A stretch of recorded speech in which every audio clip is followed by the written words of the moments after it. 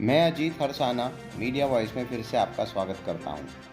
आज हम जो ये आपको खबर दिखा रहे हैं, ये उत्तर प्रदेश में अंबेडकर नगर स्थित मेहरवा थाने की है, जहां पर ग्राम पतौना के निवासी परवीन पांडे हमारे नियमित दर्शक हैं और उनके साथ एक घटना घटी जिसकी उन्होंने वीडियो फुटेज हमारे साथ साझा की है और हम आपको अपने चैनल के माध्यम से इस घटना से अवगत करा रहे हैं। घटना ये है कि परवीन पांडे जी अपने गांव में यानी पतौना में अपना जो है एक पुराना मकान दोबारा से बना रहे थे, जहां पहले से ही उनका बंटवारा आपस में परिवार में हो चुका था और निशानदेही सब मिल चुकी थी। उसके बाद जब उन्होंने अपने मकान को बनाया तो बनाते समय तो कोई समस्या नहीं हुई, लेकिन बनाने के बाद जब वो शाम को किसी काम से बाहर गए तो उनकी माताजी घर पर अकेली थीं।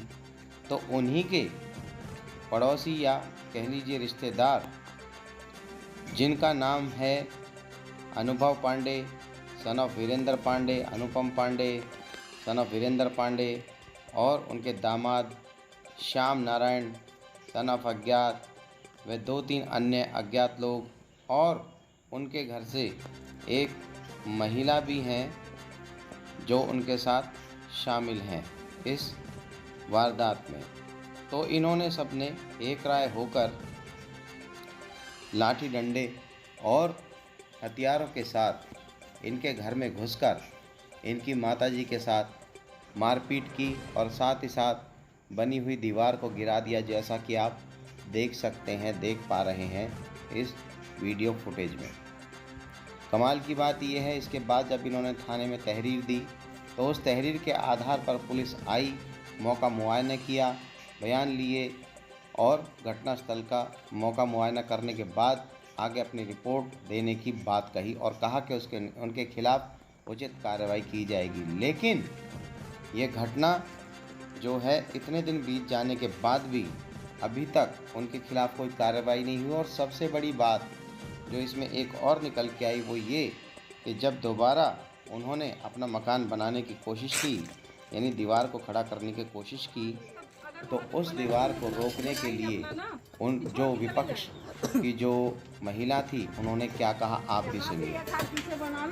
क्यों पीछे बना ले? नहीं बना ले। सरहद यही है तो अब इधर कैसे बने? सरहद बनाओगा बने ना देख रहा ना, कटा रहा इधर क्यों जोड़ा गया? ये पुराना जुड़ाई है। पुराने जोड़ाई, वहाँ देखो पुरानी जोड़ाई थी, वहाँ से क्यों इधर जोड़ा गया? क्यों जोड़ा गया? नीचे कितनी चौड़ी बनी है?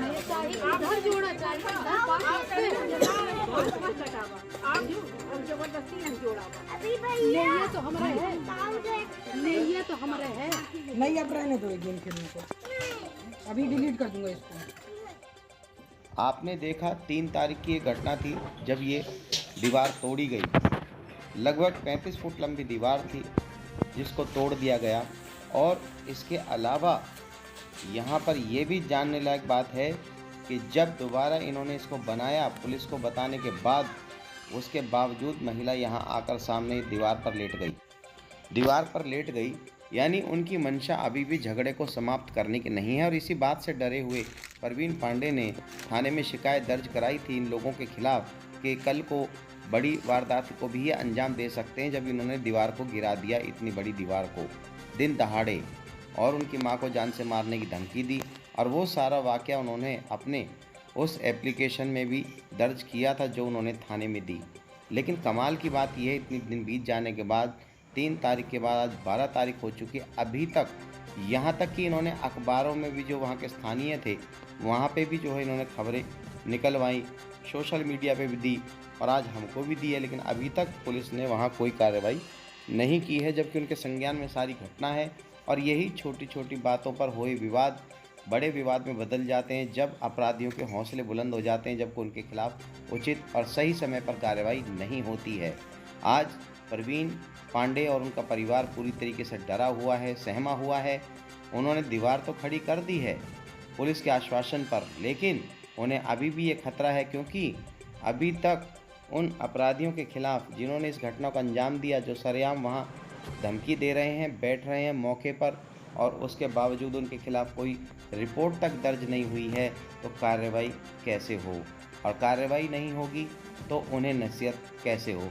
और अगर नसीहत नहीं होगी तो कल को किसी और वारदात को अंजाम नहीं दिया जाएगा, इस बात की कौन गारंटी लेगा?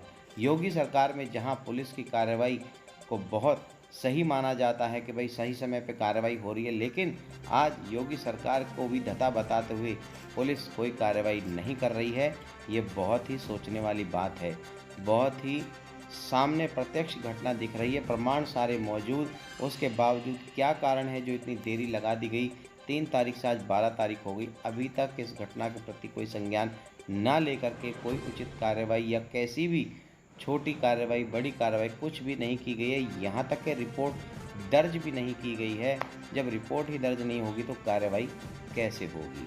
यह बात हमने आज आपके समक्ष रखी, और हमारा आपके समक्ष रखने का, प्रवीण पांडे जी की आवाज़ उठाने का केवल यही एक मकसद है कि पुलिस सही समय पर सही कार्रवाई करे, ताकि आगे यदि कोई घटना ना घटे और ये परिवार सुरक्षित रह सके और डर के साए से मुक्त हो सके।